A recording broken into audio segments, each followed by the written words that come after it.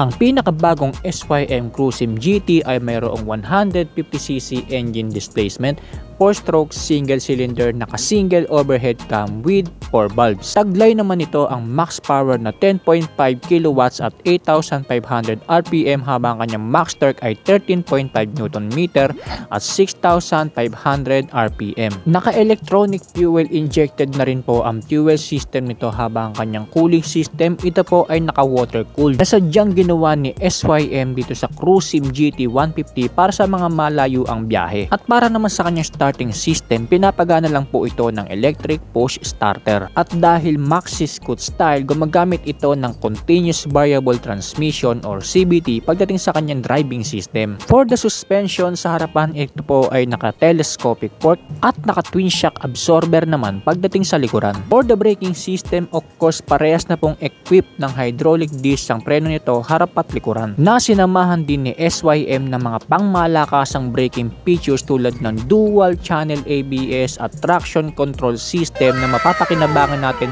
sa mga madudulas at malulubak na kalsada na meron dito sa Pilipinas. At meron pa nga ding mga ilang features na dinagdag dito si SYM tulad ng ZRSG or Zero Resistance Starter and Generator na ayon kay SYM magbibigay daw sa atin ng smooth and eco-friendly performance pag gamit na natin ang scooter na ito. At meron din itong tinatawag na ALE or Anti-Lift Engine Hanger System na ang ibig sabihin ang feature na ito ay magbibigay sa atin ng more stable and steady riding handling experience dahil sa mas pinatatag at pinatibay na engine support system na talagang sadyang nilagay ni SYM dito sa pinakabagong maxi scooter na ito. At para naman sa kanyang dimensions, meron itong overall length na 2,015mm, overall width na 760mm at overall height na 1,208mm.